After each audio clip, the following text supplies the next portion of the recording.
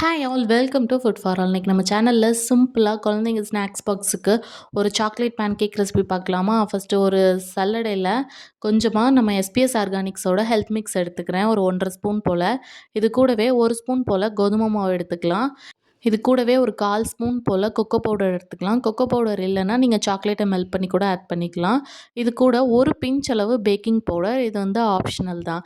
இப்போ இது எல்லாத்தையும் நல்லா சலிச்சு எடுத்துக்கலாம். சம்டைம்ஸ் கொக்கோ பவுடர் வந்து கட்டி கட்டியாக இருக்கும், அது ஒழுங்காக வந்து மிக்ஸ் ஆகாது. அதனால தான் இந்த மாதிரி சலிச்சு எடுத்துக்கிறோம். இந்த மாதிரி சலிச்சு எடுத்ததுக்கப்புறமா நான் இன்றைக்கி இதை ஒரு மிக்ஸி ஜாரில் மாற்றிக்கிறேன். நீங்கள் கையிலேயே நல்லா மிக்ஸ் பண்ணுவீங்கன்னா பவுலில் மாற்றிக்கலாம். இப்போ நான் மிக்ஸி ஜாரில் மாற்றிட்டு இது கூடவே ஒரு பிஞ்ச் அளவு சால்ட்டு சேர்த்துக்கிறேன். இது நம்ம சேர்க்குற ஸ்வீட்னஸை வந்து நல்லா என்ஹான்ஸ் பண்ணி கொடுக்கும். இது கூட 1½ ஸ்பூன் போல் நாட்டு சர்க்கரை, நீங்கள் வேணால் வெள்ளை சர்க்கரை கூட ஆட் பண்ணிக்கலாம், இல்லை கருப்பட்டி இருந்தால் கூட அதை ஆட் பண்ணிக்கலாம்.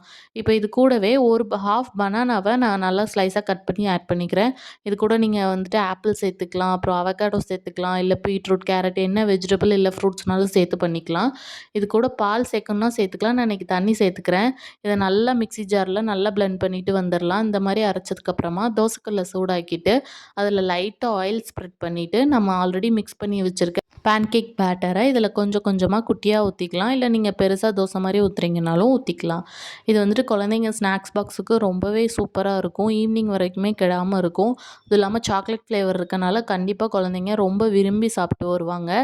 நம்ம எஸ்பிஎஸ் ஆர்கானிக்ஸோட ஹெல்த் மிக்ஸ் வச்சுட்டு நம்ம பேன் கேக்கு, அதுக்கப்புறமா சப்பாத்தி, பூரி, அதுக்கப்புறமா நம்ம கூழ் காய்ச்சி கொடுக்கலாம். அந்த மாதிரி நிறைய ஐட்டம்ஸ் அதில் பண்ணலாம். நீங்கள் ட்ரை பண்ணது இல்லைன்னா ஒரு முறை வாங்கி கண்டிப்பாக ட்ரை பண்ணி பாருங்கள். ரொம்ப ஹோம்மேடாக ஹேண்ட்மேடாக பண்ணுறது, அதனால் ரொம்பவே குழந்தைங்களுக்கு ஹெல்த்தி. இந்த மாதிரி சிம்பிளான ரெசிபிஸ் பார்க்க நம்ம சேனலை மறக்காமல் சப்ஸ்கிரைப் பண்ணிக்கோங்க. பாய்.